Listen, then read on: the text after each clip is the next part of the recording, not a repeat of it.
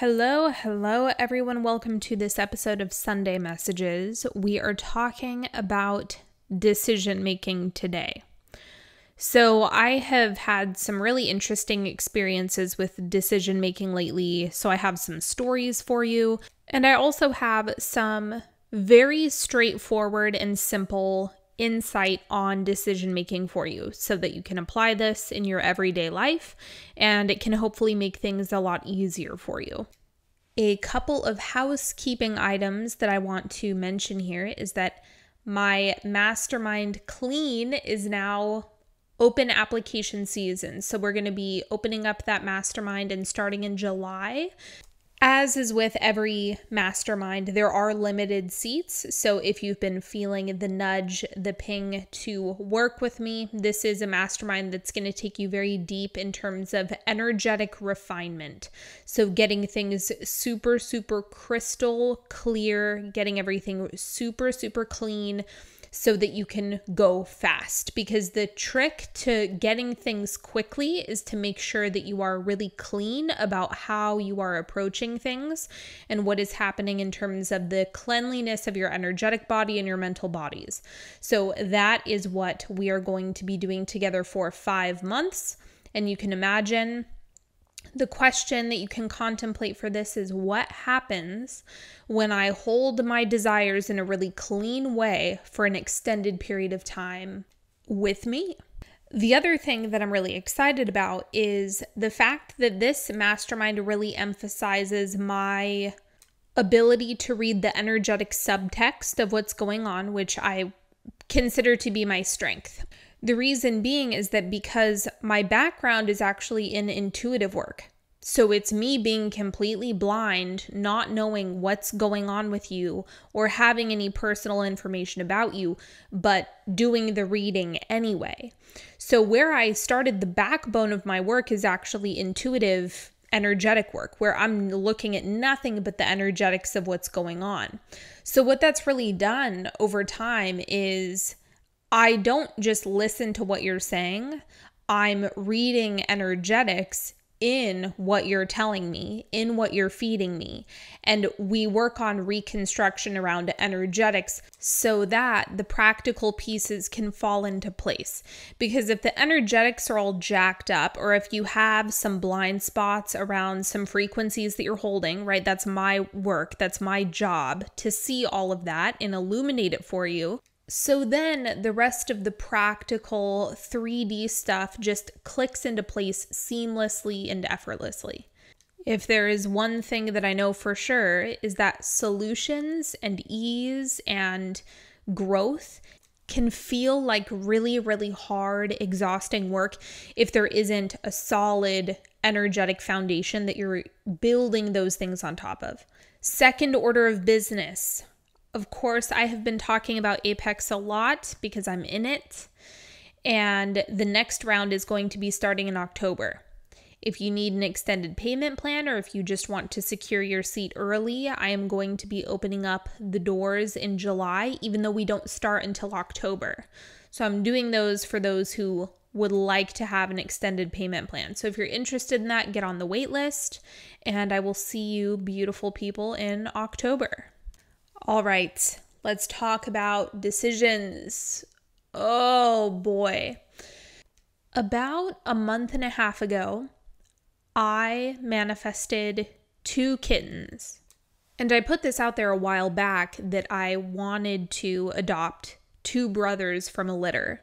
So my sister and I were very excited about inviting these cats into the house. We were very excited about that. But the process of how this all unfolded was very strange. So the first thing that should have tipped me off was the fact that when I started looking, and I'm sure you all know this, you've seen a million TikToks about people finding litters of kittens, cats in the street, litters of kittens all over the place, kittens, abandoned kittens everywhere. You would think that getting my hands on kittens would be a piece of cake. Like, they're everywhere. The world is flooded with litters of kittens. And when I tell you it was like a kitten desert, I am not even joking. I even got a wild hair and decided to call a few shelters, couldn't get a call back. All of these things were, in hindsight, should have tipped me off. However, there was a pair of brothers who were right around a year old. So we end up moving forward with a pre-adoption for these cats because you can't go visit. They have to bring them to your house and drop them off, and then you find out. A pre-adoption is so that you're not responsible for any of the medical bills. It's more of like you're a foster home kind of, and then you make a decision, after a few weeks or whenever you feel ready. You let them know. So at first it's fun. You have kittens to play with, blah, blah, blah, right? You're just getting to know, you're getting familiar with the personalities of the cats. This is how it starts. But there was something inside of me that kept feeling this, that's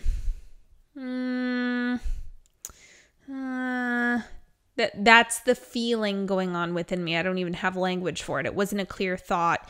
It was just this persistent, I'm not sure about this. Something doesn't feel right here. At the same time, my sister is telling me, if you get rid of them, I'm going to feel devastated. We shouldn't have even bothered with this. And I told her, I said, this is not a 15-year commitment that you need to make. This is a 15-year commitment that I have to make. I promise you this part of the story matters because this comes up later for a bigger issue. So long story short, I do what I always do. And that is, I asked the cats, I said, can you make it clear if you actually want to be here? If this is your home, if this is what's best for you, make it clear. And if it's not, let me know. One of the cats got so destructive, he made it clear. This is not his house, that we are not the family for him. And he let us know very, very quickly to get him out. And the good thing about this is that they can find the proper home for them. And by the end of the 3-week pre-adoption period, my sister actually got on board with me and could actually feel how it wasn't quite right. So no, she wasn't devastated in the end. Everything was really clear by the end of it, how it just wasn't a good fit, and that's okay. They can find the home that is good for them. And, when the right animal is ready for me, it will find me with ease. That's it. So this leads me to my first strategy with decision making. This is a good one. I use it all the time. I ask for God to make it clear. Make it so obvious I can't miss it. Make it really, really clear for me. Make it easy for me to see. And honestly, this is something that I have done so many different times in my life. I've done it with jobs. I've done it with pets. I've done it with relationships. I've done it with house hunting. I've done it for pretty much everything because it gets me results the fastest and it makes everything really, really clear. So that's the first approach that I have to decision making. So you can stick that in your decision-making toolbox. The next thing that is really, really helpful for decision-making is looking at what feels the easiest, as in most relaxing to your nervous system, what feels the funnest, like would bring you the most pleasure, the most satisfaction, the most fulfillment, or what would make you the proudest. So those are the 3 questions that I actually go through is what is best for my nervous system, what feels like the most fun, and what would I be proud of? These 3 questions a lot of the time the decision, if it's not clear after asking and pondering those 3 questions, I would be very, very surprised. Because even if you have 2 things that are somewhat comparable, or they would bring you relatively similar results, one of those questions will illuminate what is going to make you feel the best. And so feeling the best is always going to steer you in the right direction. Doing what is most difficult, labor-intensive, frustrating, those types of options have caution tape all over them. Like if you have something that looks really frustrating and annoying, or something that would make you upset, that's a no. Like it's just plain and simple. If you want to go deeper on what the sensation of your yes feels like, this is where human design does come in handy, because it can give you that essence that you might not be fully in touch with, just in terms of your authority, like what is your decision maker? What does your decision maker feel like?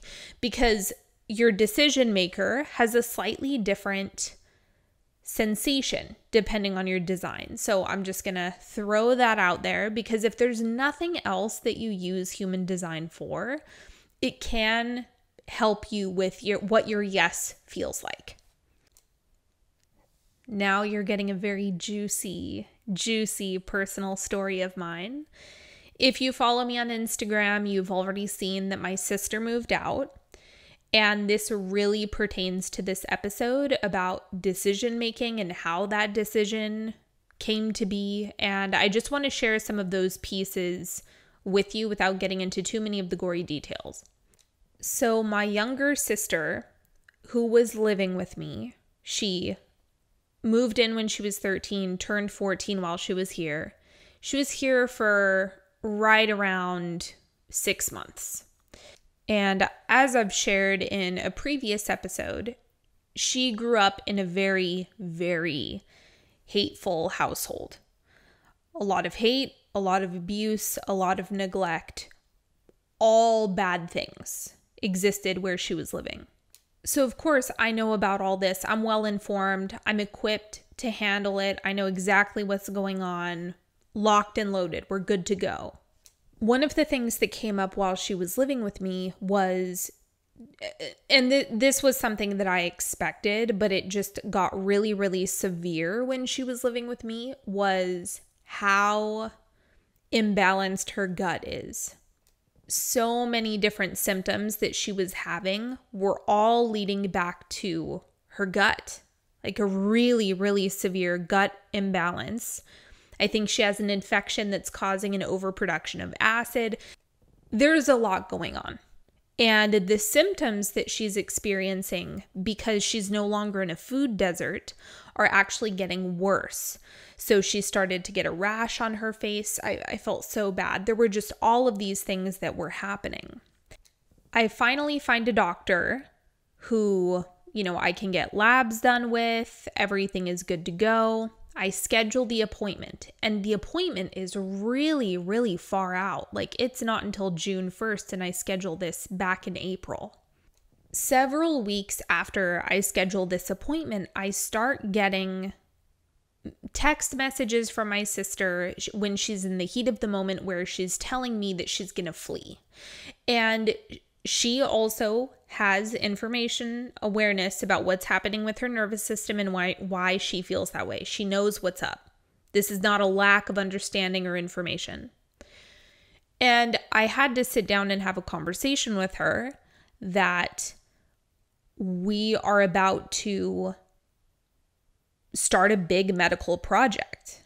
Because the situation that she has going on is basically we have to completely revamp her body's ecosystem in order to bring it back into balance. This is not something that can just be done with a pill. You can't fix this with a pill. And so I explained to her, I said, this medical project, this is appointments, this is follow-up appointments, this is getting lab work done, this is putting you on a therapeutic diet that you're going to be on probably for months, if not years. Starting this is not something that you can just jump ship halfway through and actually experience the healing that we want you to have. So we had a very real conversation about if she's going to leave, then we should not start this project. And after that, she was like, no, I'm not going to leave. I want to fix this. I want to heal this. And the way that I received that was, we still have some time before the appointment. And I didn't take anything that she said too seriously, because the emotional highs and lows were changing every day. Like every few hours they would change. So I didn't really have a clear picture of where she was at. A few days later, we get into a little spat, just like a petty fight over something. I can't even remember what it was about. And this conversation about I'm going to flee came up again. So we had another conversation.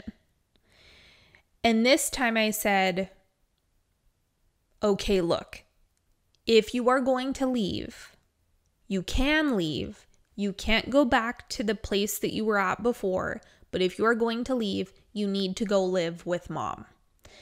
Which is really interesting that of all the people in the whole wide world, the best option for her is our mom. That was not, I did not expect that plot twist in all of this, but that was the reality of the situation. And I told her, I said, you can stay for the summer. We can just chill in the pool, have a good time. And before you start a new school year, you can just fly up to mom and start fresh if you want. So I am actually the one who gave her this option because I didn't want her to be afraid of telling me and then make a move where she's homeless. I didn't want that to happen. That didn't need to happen. And I could just feel the restlessness, the not being able to handle my peace. Because the other thing that I want to mention here is that my sister made a quantum leap. I am not joking. Going from a food desert with domestic violence, drug use, sexual abuse, I mean, you name it, that girl has lived it. Going from that to my house. Going from that to my house is a quantum leap without a shadow of a doubt, because the vibrational difference between those two things is massive. Holding that, any person being able to hold that is a very difficult thing. And this is something that I knew before she even got to me.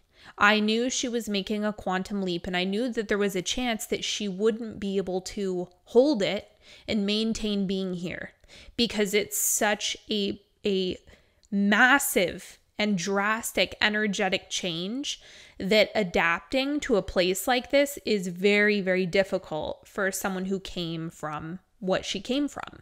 So last Friday, we went out for our usual Friday thing that we do, and we just so happened to go to Ulta as well.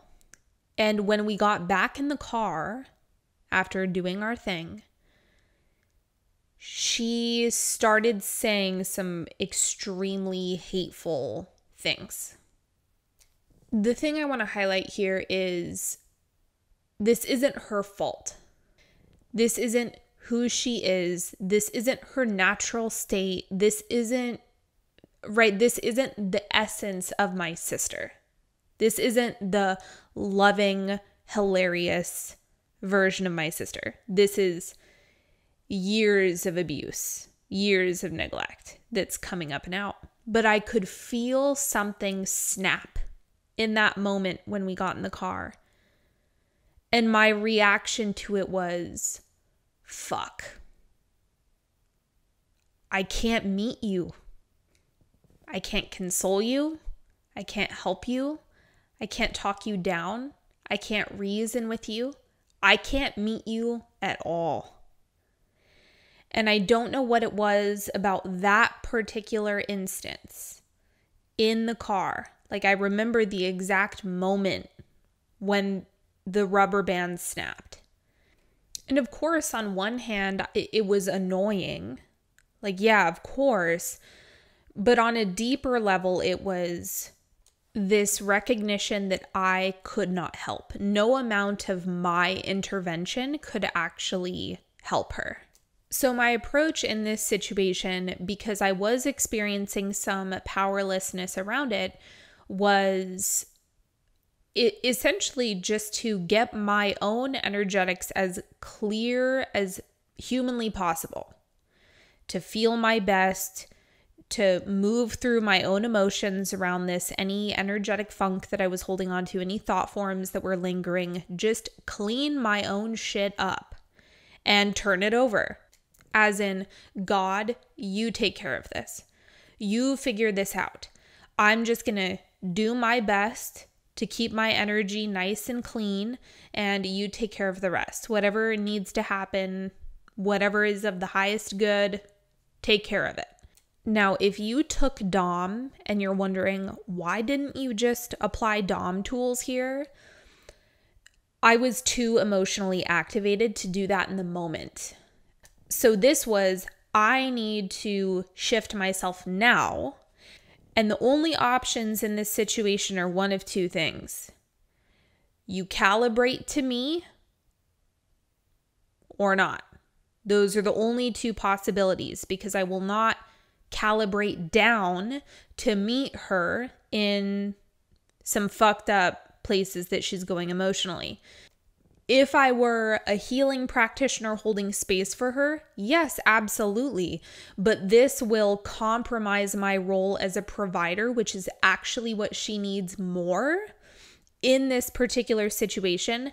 So a lot of the time when she would get into these places, I can't go there, because then I'm no good to me, I'm no good to her, I'm no good to my clients. It kind of poisons the well if I compromise my own energetic state and I'm not doing it in a clean. It's very different when you have like a client. When you're holding client space, that is not the same thing as going into some dark waters with someone that you're living with who's also the walking embodiment of your maternal lineage wound. That's not the time to do that. So Dom tools were not something that I had enough time and space to really calibrate. It was more of, I had to trust my own energetic field to work out the bugs and turn over everything else to God. And that's pretty much what I spent the weekend doing. So I'm on the phone with my best friend, and my sister had been messaging her and told my best friend that she was going to move out. This didn't bother me. I told her, I said, we had a conversation recently about different options that she has right now if she really does want to leave.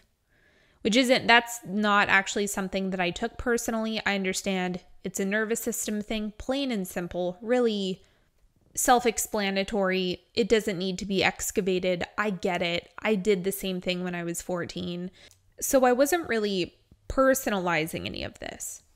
So my sister eventually tells me what's going on and breaks the news to me directly. I'm fine with it, whatever. And then something really bizarre happens where I basically don't see her for like 2 or 3 days. Barely in passing. Barely. But we really were not crossing paths in the house, even though we were living together. So it was very strange. So after this 2.5, 3 day not seeing each other really, she then informs me that she's going to be leaving today. Like, bags are packed. I'm out of here. I can't be here anymore. And it was a very strange sense of urgency that she had about it. It was really weird. Totally caught me off guard, right? I'm thinking you're going to be here for the summer and now your bags are packed. And of course, my immediate response is, well, why does it need to be today? Can I do some laundry for you? Or, why don't I make dinner for you? Why don't we wrap this up in a way that is more pleasant for you than you leaving with a suitcase full of filthy clothes. This is actually what was happening. She had no clean clothes. And as we were talking, of course, I'm trying to figure out why today? Why like this? Why in this fashion? Why this bat out of hell type of departure? Why? Like, what is happening that is causing this destructiveness in terms of how you're leaving? And the conversation was, I could not even tell you what either of us were talking about. It was like we were on different planets. She was blaming me for things, was angry and upset with me, but couldn't really point to anything that I was doing. She was just upset, or it was just a feeling. It was just, it just was where she was at. So I'm just trying to process the fact that she's leaving. And of course, it's like the thing that I'm hung up on is the laundry. Like, it's really bothering me that she won't let me do the laundry. Just because it's like ridiculously self-destructive to the point where it like will stimulate my codependency. Like, I don't like the way you're handling this. So there's a lot going on. I'm taking calls. It was the first day of the White Rabbit. It was absolute chaos in the house. It was just the most bizarre day of my entire life, the way everything was unfolding. Eventually, she came down emotionally, and so did I, so that we could talk. And completely clear-minded, she explained to me that it was an internal feeling that she was trying to escape. She understands it has everything to do with her. She said that she understands that living with mom is going to be scary. It's not going to be comfortable or pleasant. She can't fully explain why she has to leave today. She just has a need to leave today. And she also told me, I'm going to try to say this without crying, that I did the best job taking care of her. And before we were getting ready to leave, I said, it's really interesting that we kept feeling a no for the cats. Don't you think that's weird? And she said, oh, I wouldn't have left if you had kept them. Because I would have attached to them, I wouldn't have been able to leave. And of course, to someone who has an avoidant attachment style, I'm like, are you kidding me? Really? Of all the things that would have gotten you to stay? But it was interesting to get that information from her after how that situation had panned out. Then it came back to, there was actually a bigger picture of what was unfolding and what she needed to do. And just for the record, my perspective on it now, how I've always seen this is, and I also let her know this as well, I know what is best for her from a practical standpoint, from a healing perspective. Just what is needed in order to remedy this situation. What are all of the treatments? What are all of the tools that need to be implemented? That stuff, I know it all. Really, really, I know it all. I know every single thing that she needs in order to be in tip-top shape. What I don't know is what her soul is here to do, what life experience is required in order for her to become the person that she's meant to be. I don't know what is best for her growth as a human. I don't know. And those were always pieces that I knew I didn't know. And what I know for sure is that what helped me process it the fastest was knowing that. Was knowing that there's all of this other stuff that she's here to do. And that part is none of my business. And I do not regret for a moment letting her into my home, giving her real exposure to a healthy, happy home, giving her exposure to someone who actually loves and cares about her. Like, I exposed her to a completely different life that she otherwise would not have had access to through anyone else that she knows. And so for that, I'm very, very happy that she stayed with me for the time that she did, because later on, she's going to recall this.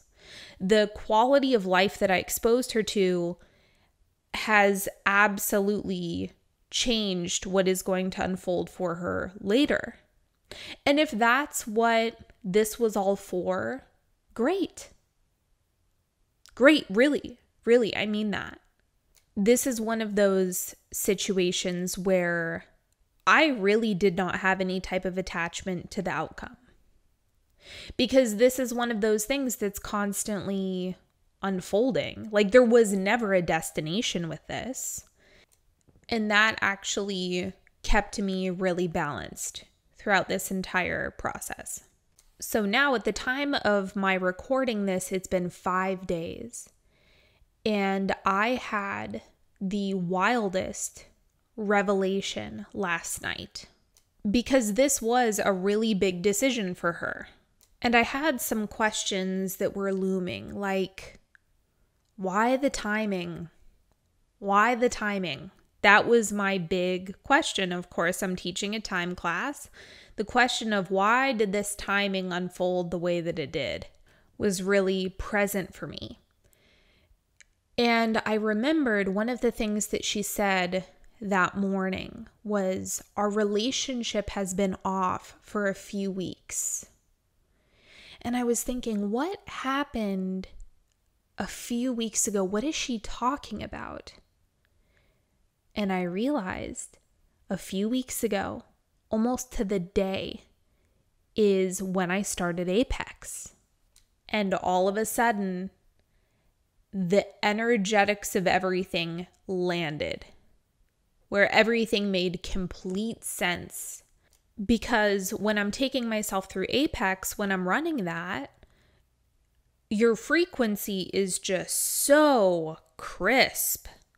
Like, I am not joking when I say that will stick you in a rocket launcher and it will just blast you into a frequency that is your peak performance, your highest frequency, the highest you can go. It's like a new level, a new height, a new frequency every time. Even now, I've already done this, yet I'm touching things and tasting frequencies that I've never, ever been able to tap into before. Because the depth that you can take yourself is absolutely infinite. And so then it all started making sense, where she already had her own quantum leap just getting into this house. Just being energetically available for something like this is a quantum leap. Holding it, on the other hand, is a whole other issue. The second thing is, if I'm now oscillating at this speed because of Apex, it would be energetically impossible for her to stay around me, which is why she kind of disappeared for a few days, even though we were living in the same house. But energetically, it would not be possible for us to have compatibility at any point. The energetics just wouldn't permit it. Because, as I said, we're literally on different planets. There is such a wide gap between us energetically that we can't even come together. We can't even meet in the kitchen because of how big of a difference it is, because of how incompatible the energetics are. And then another crazy thing happened. The day after she left, I had a massage scheduled. I scheduled that back in April. Yet it just so happened to land on the day after she left. Then all of a sudden, money started pouring in, and clients started pouring in. Furniture that's been on back order started pouring in. Just all of these things, like the floodgates opened. And I realized this had nothing to do with, because my sister was with me, these things were held up. No. That's not what happened. It was my frequency was allowing all of these things. And she was not compatible with where I was at energetically. And so that's why she shifted out, but all of these other things shifted in. So if we look at this from a strictly energetic basis, it would be energetically impossible for her to stay in this house with me without calibrating to me. It wouldn't have worked. And from where she was at, calibrating to me, that's Mount Everest. That's Mount Everest. That is no easy feat. So let me bring this back around to decisions. The decisions that you make won't make sense until you make them and then see why you made the decision. What matters most in decision making is your energetic state when you're making the decision. That's not always possible to get into a really, bright and shiny energetic state before you pull the trigger on something. But your level of clarity and trust in yourself is what makes the biggest difference. So my clarity and trust in knowing around my decision about the cats actually had a massive impact later in a way that I didn't even realize. It kept this path open for my sister that I had no clue I was actually a part of. That my decision around that had a bigger purpose, even though to me it was more of, if it's not right, it's not right, that's okay. It didn't seem like a big deal, but for her, this has shifted the trajectory of her life. Literally. Because she's in some really foundational years right now, and she's doing the things that she needs to do. She's having the life experience she needs to have for herself. So the wisdom in all of this is to trust the feelings that feel the best. Let those be your compass. In my opinion, the mental body is not a good place to make decisions from. One, because it's going to steer you in the direction of practicality every single time. And that's fine if you want a standard practical life. But the quantum growth, the juicy life story, the leading with your soul, that is something that cannot be achieved through the mental body alone. The mental body can entertain infinite possibilities. That's what it's there for. But practicality for myself is not the decision maker. Practicality is considered, the mental body is considered, but it is not steering the ship. So the things that I feel strongly about, or that I know feel the best, or that I know there's something there, whether it be more of an intuitive feeling or an excitement feeling or a satisfied feeling or whatever, those are actually the breadcrumbs, the clues that I want to pick up in my decision making. So if we went back in time to when my sister said, if you get rid of the cats, I'm going to be devastated. It'll hurt.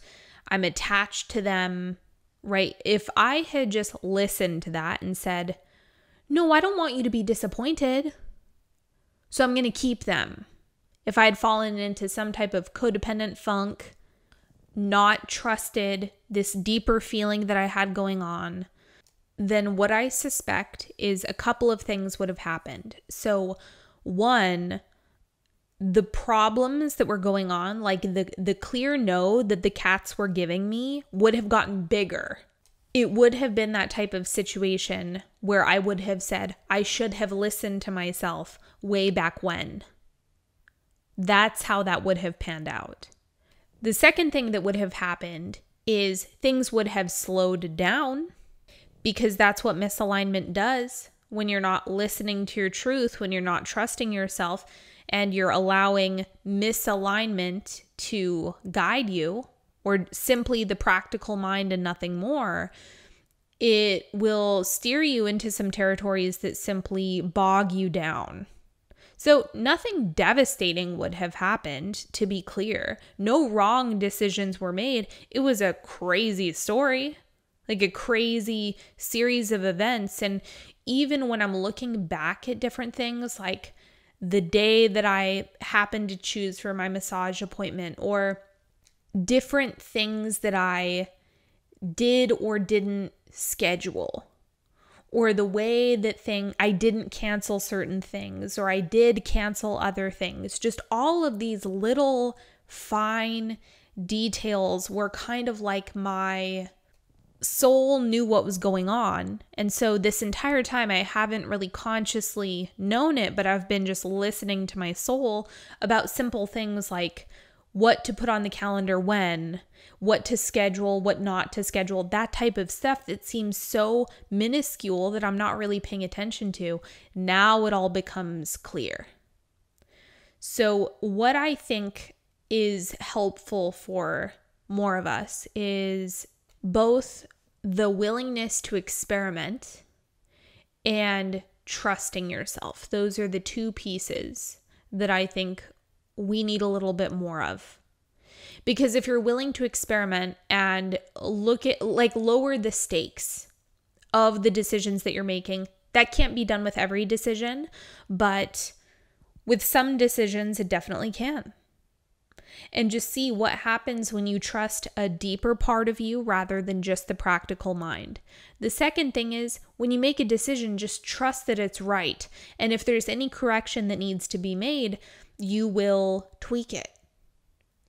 Not all is lost. There isn't something terrible that's going to happen. It's just refinement and a deeper understanding of self-trust along the way. And if something goes sideways, well, now you know. And you can do things a little bit different next time. So there's no catastrophe in any of this. Just continue allowing the story to unfold. Continue watching things unfold for you. And all will make sense in due time. As cliche as that is, it really will. All of the pieces will make sense later. So just trust them piece by piece by piece, and that will serve you much better. All right, my friends, that was a much longer episode than I intended. I hope you've enjoyed, and I've been getting some amazing feedback on when I incorporate more storytelling into these episodes, and so I will bring it for you. And of course, if there is anything that you're interested in, masterminds, classes, meditations, all the goods are in the show notes or description box. Applications are open for Clean, the mastermind. We start in July. And I appreciate you all so much. Have a beautiful week, everyone, and I will talk to you later. Bye-bye.